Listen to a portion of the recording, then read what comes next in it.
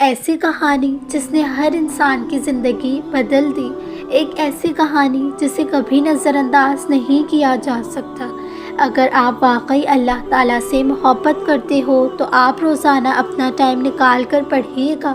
یقین مانیں آپ کی زندگی بدل جائے گی، آپ کو اللہ تعالیٰ سے محبت ہو جائے گی، آپ کو دنیا و آخرت کا پتہ چل جائے گا۔ آپ اس ناول یعنی اس کتاب کے سحر نکل نہیں پائیں گے۔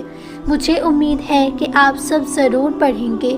مجھے بس روزانہ پڑھ کر دعا دیجیے گا کہ اللہ مجھ سے راضی ہو جائے۔ ایک منکر خدا کی سچی داستان، جو رب کے ہونے پر یقین نہیں رکھتی تھی۔ آج ہم میں سے جو رب کے ہونے پر یقین نہیں رکھتے، آج ہم میں سے بھی بہت سے ایسے ہیں جو لفظوں سے اظہار تو کرتے ہیں، لیکن کیا ہم واقعی رب کو مانتے ہیں؟ کیا ہمارا یقین ہے کہ رب ہے؟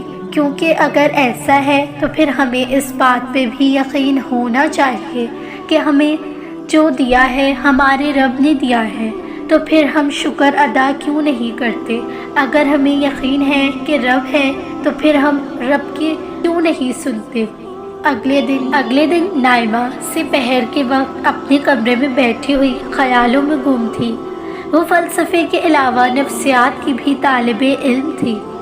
عام طلبہ کے برعکس اس کا مطالعہ بہت وسیع تھا۔ اس مطالعے کی روشنی میں وہ اپنے خواب کو سمجھنے کی کوشش کر رہی تھی۔ وہ خواب ایسا نہیں تھا اسے بھول جاتی۔ ذلت و رسوائی کا وہ احساس جو اسے خواب میں ہوا تھا ابھی تک اس پر طاری تھا۔ وہ بہت دیر تک اپنا انالائسس کرتی رہی۔ خواب میں اپنی خوشی اور اپنے خوف کی ہر گھٹی کو اس نے اپنے مطالعے کی روشنی میں سلجھا لیا تھا اور لاشعور تجزیہ وہ اپنے حالات واقعات کی روشنی میں کر کے مطمئن ہو چکی تھی۔ جو واحد چیز اس خواب میں اس سے حل نہیں ہو رہی تھی وہ یہ تھی کہ اس سے احساس مرحومگی کیوں ہوا۔ اس سے احساس ہوا کہ شاید اس بات کی جڑیں اس کے بچپن تک جاتی ہوں، جس کی یاد اس کے شعور میں موجود نہیں کر کے یہ مطمئن ہو گئی۔ اسی وقت آمنہ کمرے میں داخل ہوئی اور اس سے مخاطب ہو کر کہا، بیٹا تمہارے لیے کچھ خریدی باہر جا رہی ہوں، تم ایسا کرو کہ 2 کپ چائے بنا کر ابو کے کمرے میں دے دو۔ عبداللہ آیا، یہ سن بن گیا۔ اس نے بیزاری کے ساتھ کہا، یہ موصوف ہر دوسرے دن کیوں آ جاتے ہیں؟ بیٹا وہ خود نہیں آتا، تمہارے نانا بلاتے ہیں، دونوں مل کر قرآن پڑھتے ہیں، اللہ کا نام لینے سے خیر و برکت ہی ہوتی ہے۔ تمہیں چائے نہیں بنانی تو نہ بناؤ، میں بنا کر دے جاتی ہوں۔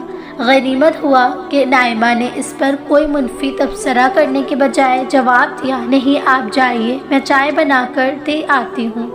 آمنہ بیگم چلی گئی۔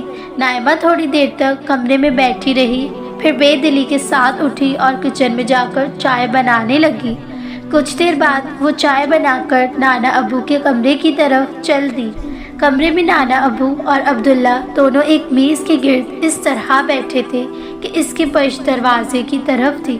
میز پر قرآن کریم رکھا ہوا، وہ ٹرے اٹھا کر کمرے میں داخل ہو رہی تھی تو کان میں نانا ابو کی آواز آئی، یہ اعراف میں لباس تقویٰ کا ذکر ہے، اس سے کیا مراد ہے؟ کا ذکر سن کر نائمہ لمحے بھر کو اور خاموش ہو کر وہ سننے لگی جو عبداللہ جواب میں کہہ رہا تھا۔ یہ روح کا لباس ہے، انسانی شخصیت کا لباس ہے۔ دیکھیے جیسے ہم کپڑے پہن کر اپنے جسم کو ڈھانکتے ہیں، انسان کا باطن، اس کی روح، اس کی شخصیت جسے جدید نفسیات کی اس سے ایک سیلف کہتے ہیں، یہ اس کا لباس ہے۔ یہی انسان کی اصل شخصیت ہے کہ اسے بھی کپڑوں کی طرح ضرورت ہوتی ہے۔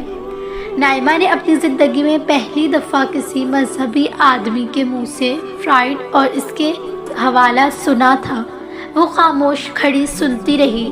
اللہ تعالیٰ سورہ اعراف آیت نمبر 26 میں بتاتے ہیں کہ انسان کے جسم کو ڈھانپنے کے لیے انہوں نے لباس جیسی نعمت انسان کو عطا کی ہے، مگر اسی کے ساتھ انہوں نے انسان کو اپنی ہستی اور شرقہ کیا ہے، جس کے تانے بانے اگر وحی کی روشنی میں بنے جائیں تو تقویٰ کا وہ لباس وجود میں آتا ہے جو انسان کے اسی سیلف نہ ہونے سے بچا دیتا ہے یا اندرونی شخصیت انسان کے ظاہری جسم سے زیادہ اہم ہے، اس لیے اس کو لباس کی زیادہ ضرورت ہوتی ہے۔ یہی ضرورت تقویٰ یا نیکی اور پرہیزگاری کا وہ لباس ہے جسے اللہ تعالیٰ ہر دوسرے لباس سے بہتر قرار دیتے ہیں۔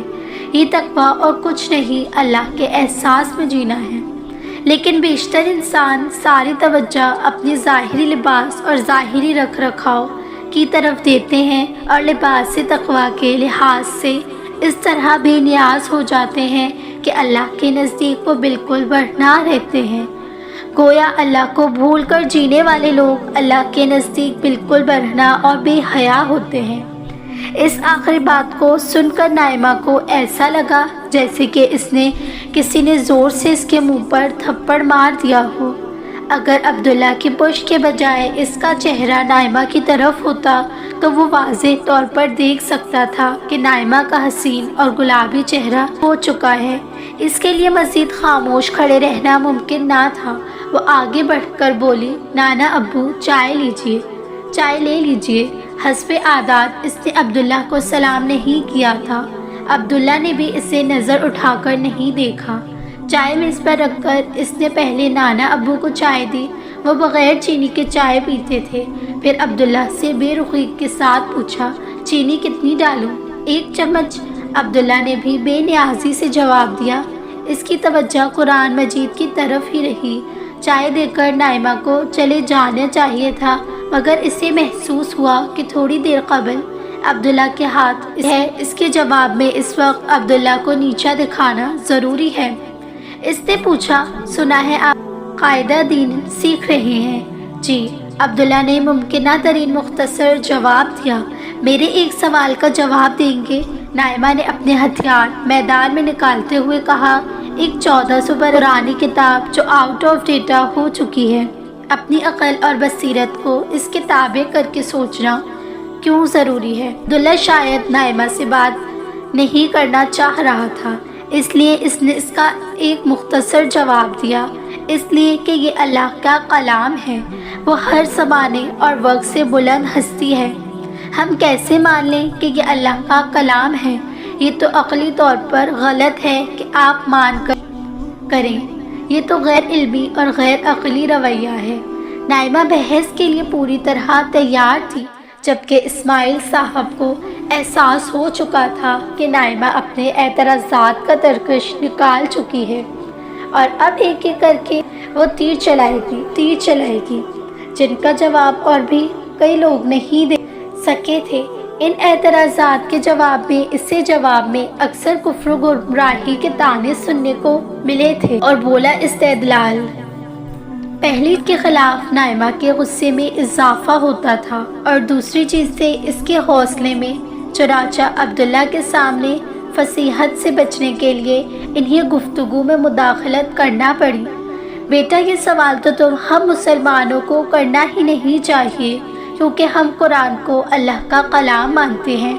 اسی عقیدے کی روشنی ہمیں قرآن کو سمجھنا چاہیے۔ مگر اب عبداللہ نے سوچا کہ اس کے سامنے نائمہ نہیں، ایک عام انسان موجود ہے جو دین سمجھنا چاہتا ہے، اس لیے اس نے پوری طرح گفتگو میں اترنے کا فیصلہ کیا۔ وہ اسماعیل صاحب سے مخاطب ہوا، آپ اگر اجازت دیں تو میں کچھ عرض کروں؟ پھر ان کے جواب کا انتظار کیے بغیر وہ کہنے لگا، دیکھیے نائمہ بی بی، کم سے کم آپ سے بالکل متفق ہوں اور آپ کے سوال کو بالکل سمجھتا ہوں۔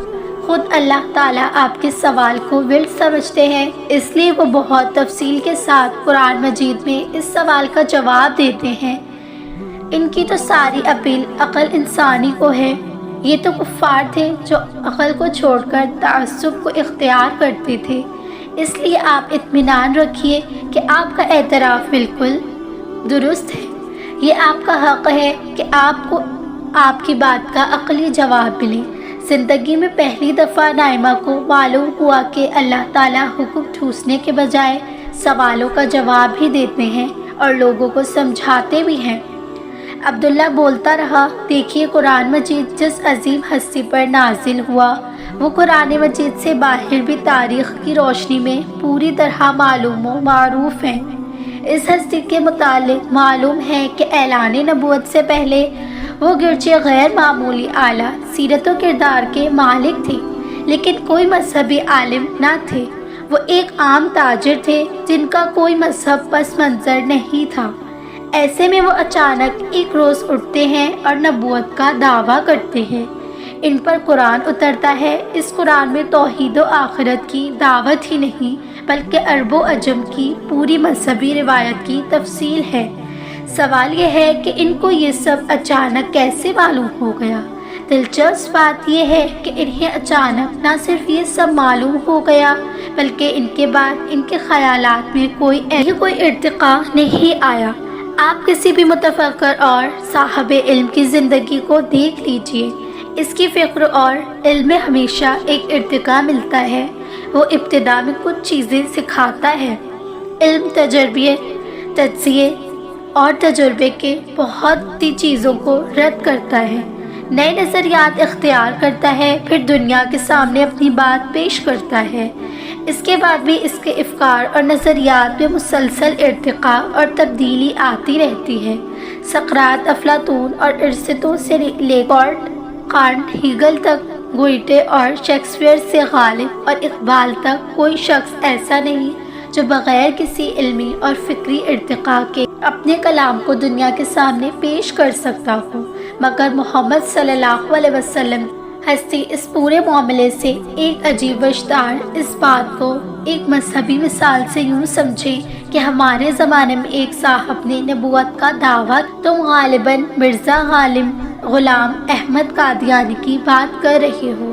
اسماعیل صاحب نے وضاحت کے لیے پوچھا، جی میرا ایک اشارہ انہی کی طرف ہے، مگر دیکھیے کہ ان کی پوری زندگی ہمارے سامنے ہے۔ وہ اگر ان پڑھ آدمی نہیں تھے، مذہب کی پوری روایت سے واقف تھے، مذہبی مناظر کرتے تھے، ان کی فکر، خیالات اور دعووں میں ارتقاء بھی ملتا اور تقاضا بھی۔ اس کے برعکس نبی عربی صلی اللہ علیہ وسلم کی سچائی کا ثبوت یہ ہے کہ انہوں نے مذہبی علم کے اعتبار سے سفر سے اپنی بات کا آغاز کیا، اور جو کہا وہ آج تک غلط ثابت نہیں ہوا، اور جو دعوت دنیا کو پہلے دن دی اس میں آخر تک کبھی کوئی تبدیلی آئی نہ ارتقاء اور نہ ہی کہیں تضاد ملتا ہے۔ یہ کام کوئی عام انسان کیسے کر سکتا ہے؟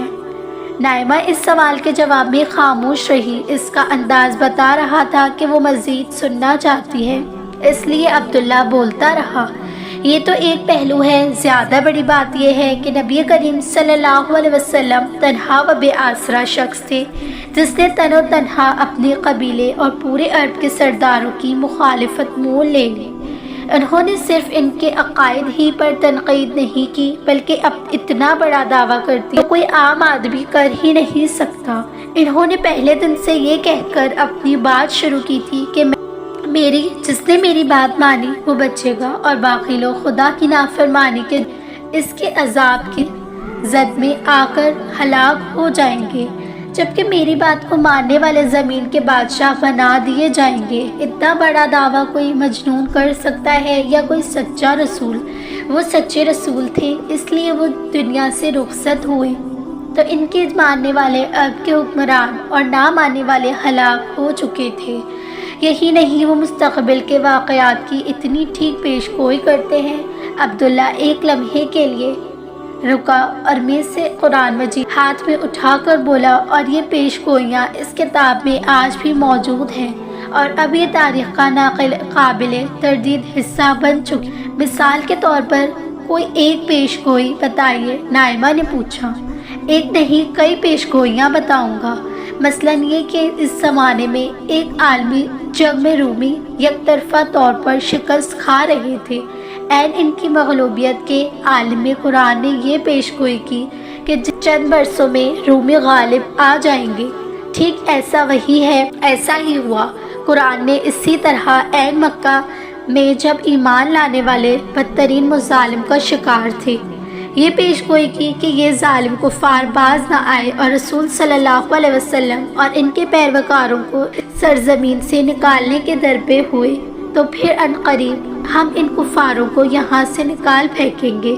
پھر ایک عظیم پیشگوئی یہ ہے کہ اس کے عین زمانے میں جب پورا عرب مدینہ کی چھوٹی سی بستی کو مٹانے ہوا تھا، یہ پیشگوئی بلکہ وعدہ کیا گیا ہے کہ اس رسول پر ایمان لانے والوں کو زمین کا اقتدار دے دیا جائے۔ چند برسوں میں یہ بھی ہو گیا اور اہل ایمان معجزانہ طور پر دنیا کی تنہا و سپر پاور بن گئے۔ پھر عین مغلوبیت کے عالم میں یہ پیشگوئی کی گئی کہ سب لوگ چوک در چوک اسلام میں داخل ہو جائیں گے، جبکہ ابو لہب اور اس ساتھی جو وقت کے فرعون بنے ہوئے تھے تباہ اور برباد ہو جائیں گے۔ چند برسوں میں ایسا ہی ہو گیا تھا۔ یہ اس ویڈیو کا فرسٹ پارٹ ہے۔ سیکنڈ پارٹ دیکھنے کے لیے میرے چینل کو سبسکرائب ضرور کیجیے گا اور اس ویڈیو کو مکمل ضرور دیکھیے گا۔ شکریہ۔